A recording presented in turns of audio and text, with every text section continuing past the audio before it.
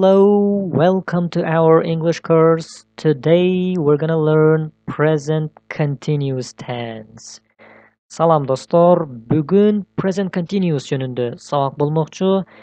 Бул present continuous өзү эмне? Мына ушул суроого бүгүн жооп табабыз. Анда сабакты баштадык.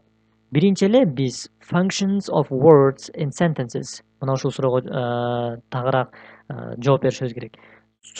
Сөз түркүмдөрүн үйрөнгөнбүз. Ошол сөздөрдүн сүйлөмдөрдөгү аткарган милдеттери жөнүндө дагы бир жолу кайталап алабыз. Караңыздар.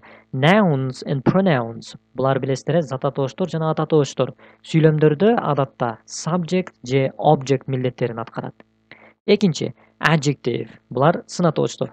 Сүйлөмдөрдө заттын сын сыпатын сүрөттөп, толуктап берүү үчүн колдонулат. Көп учурда заттын алдынан келет. Эми verbs, этиштер.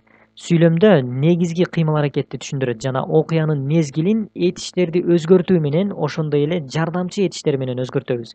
Билесиздер, окуялар азыр болуп аткан болушу мүмкүн, өтмүштө болуп өткөн болушу мүмкүн же келечек жөнүндө сүйлөшүбүз мүмкүн.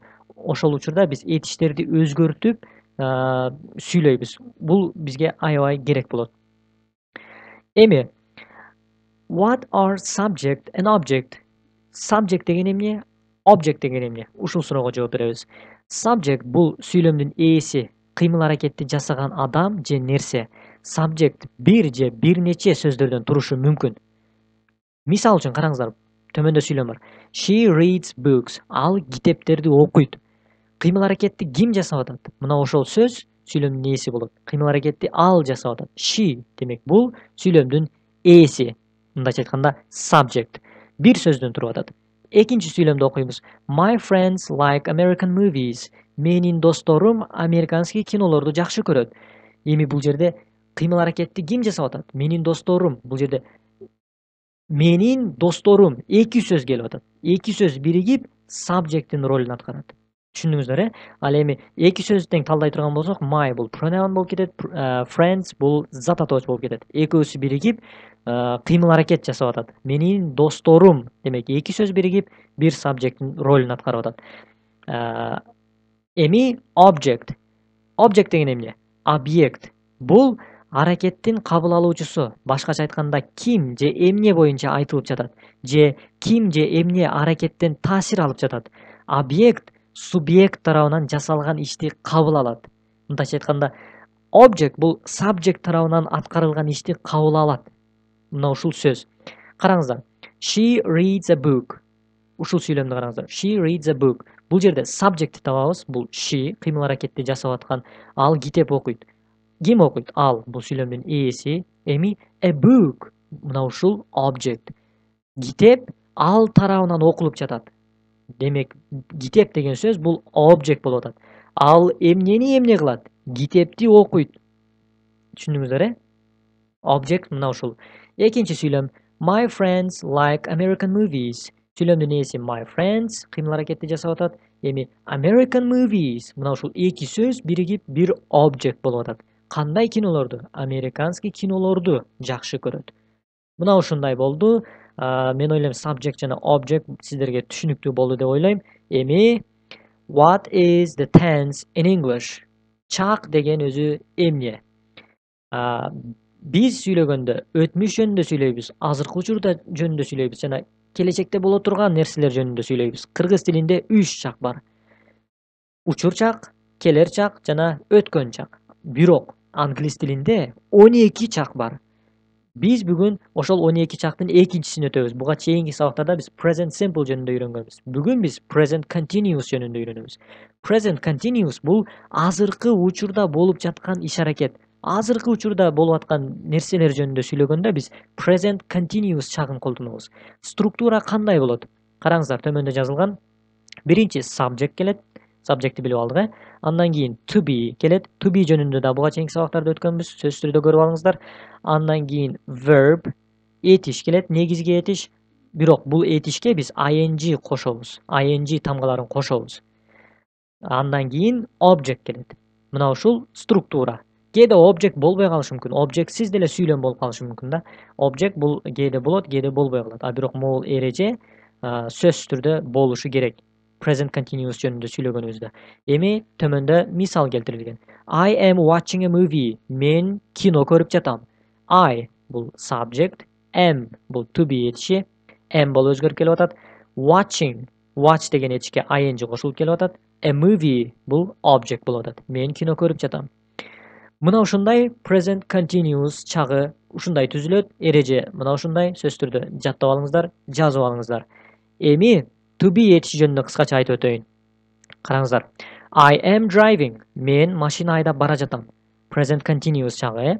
Subject to be этиш, этишке ing кошулуп атат. Бирок бул жерде object жок болуп атат. Жогоруда айтып өттүк, object жок деле сүйлөмдөр болуп калат. Мен машина айдап бара жатам. I am driving.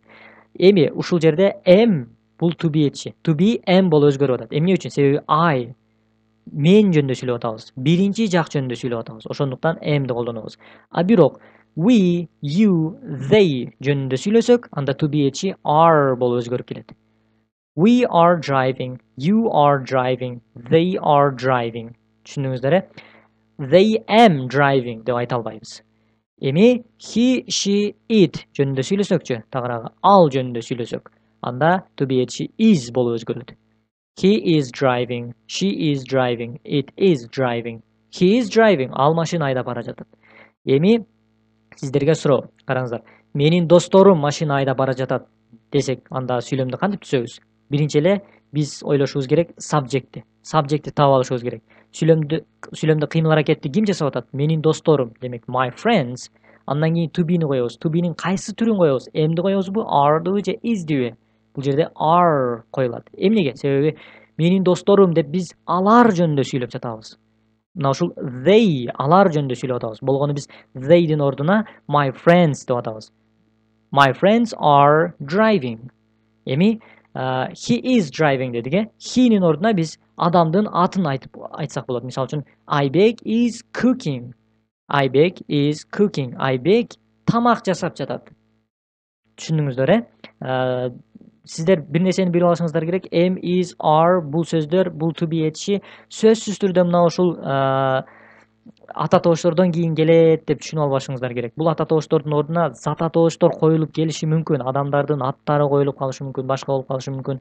Ошондуктан ушул жерге аябай жакшы көңүл бурушуңуздар керек болот. Эми этиштер кандай өзгөрүлөт? Биз айтып өттүк, этиштерге ing кошулат деп. Бирок бул жерде бир нече эрежелер бар. Караңыздар. Мисалы үчүн come деген этиш бар. Келүү, come.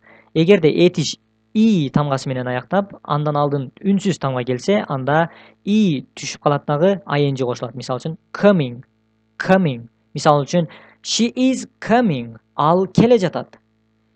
Кийинки сөз write. Бул деле дал ошондой жазылган. Write, writing. Жазуу, жазып жатат.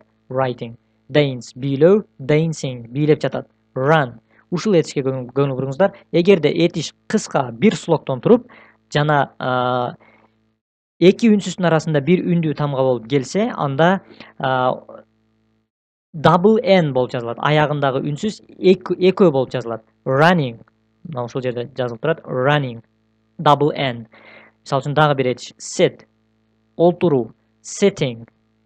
Эки t жазылып атат. Swim. Swimming. Мына ушул этиштер менен сиздер өзүңүздөр өз алдынча сүйлөмдөрдү түзүп көрүңүздөр. Present continuous боюнча.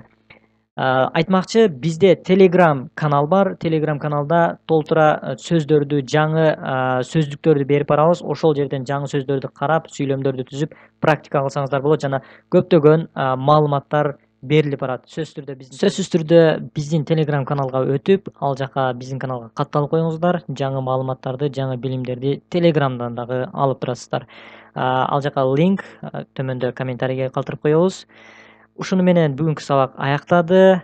Thanks for watching. Take care.